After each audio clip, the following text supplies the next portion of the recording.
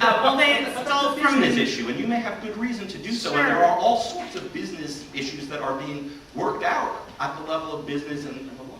Yeah, they stole the rights, they stole, I'll use that strong word, to about 60, 70 of our best-selling books. They said they were out of print, and they just did this land grab.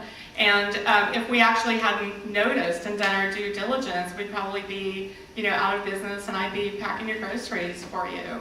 And they made it incredibly laborious to make it clear that they were not out of print books. For each title, it took something like 3 hours of work to fill out the forms, to make this go away. And it's still all pending.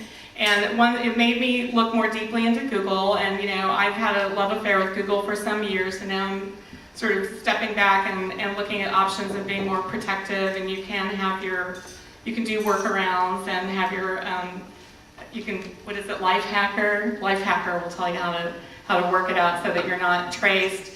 But in addition to them stealing the rights from books, it made me think about how, I would go on to Al Jazeera to watch what I wanted to see what was really happening in Iraq.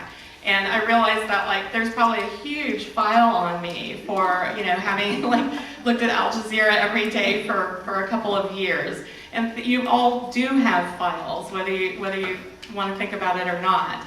And about 2 years ago, a gentleman was imprisoned because his wife was killed. He said he wasn't guilty, but part of the evidence that got him put in the clinker was that he had Googled neck, snap, choke, and so that was part of the reason he went to prison. So Google is not necessarily your friend, but I guess they can be if you manage your relationship very carefully. Thank you, Brenda. Please. I think, technology is a tool, right? It amplifies the people that are using it, their values and their culture. So if your values and your culture are already questionable, if you have this mechanism to monitor people, you will, or depending if you're inclined to it. It's a tool. It's neutral in that sense. It's about the people using it. I think a lot of this argument has to do with the fact that technology is making clear to us just how problematic our society is. That there are all these sort of gulfs. Yeah, it's a huge corporate world. The one thing I find very interesting about Google is how it's like the biggest freaking company in America. It's huge. This thing is worth billions of dollars. It's ginormous. Anybody who's that big, you should be looking at askew. They have a lot of money. They have a lot of power. They have a lot of things that may be in their interest that are not in your interest. I don't care if they're making hamburgers or if they're making a search engine. That's just how that is. So I think you just have to kind of give it the context of that, right? It's not so much the search engine. It's the fact that maybe we live in a society where people want to know too much about you, and they've always been trying to find out things about you. Look at the old FBI files of anyone who said anything that didn't agree with this country, et cetera, et cetera. This is just another tool for doing it. It's not to say that the tool is specially created to do that. It just allows you to do that if that's what you want to do, right? The same way that, you can use it to spread information and critical information and knowledge and literature, et cetera, in a beneficial way if you chose to do that. You can do that. For a variety of reasons, sometimes that doesn't happen. I think the one thing to remember, though, is people should certainly be alert and sensitive to that.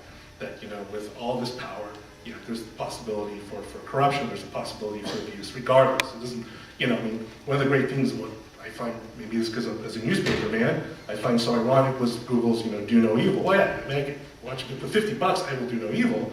But once I'm worth about 50 billion, I can do a lot of evil. And it may not even have anything to do with, me trying to be evil. It's just, you're now the China, you're the bull in the China shop. You're gonna knock stuff around. That's just how that is. That's got nothing to do with technology. That's just how things have always been. Ask GM how well that went, right? So that's all. Just to put it in that context. I think that's the way to look at it, right? It's the reason why we have nuclear weapons, because at first, splitting atoms, that might be cool. Oh, look at that. Yeah, and why did we do that? Because we're idiots, and we like to blow things up, and this was a cooler way of being able to blow things up, right? That had nothing to do, I mean, this is all like Conrad Lorenz's book, right, King Solomon's Ring, about that, where he talks about how technology eclipses, people's sense of their own, even their self-preservation. You look around and like all these different animals, very few kill themselves. I mean, they don't do that because it doesn't propagate the species. It's a bad idea. But then his argument was that this technology eclipses your own understanding, your own wisdom. You do stupid things. You think you're in control, you're not. It's bigger than you.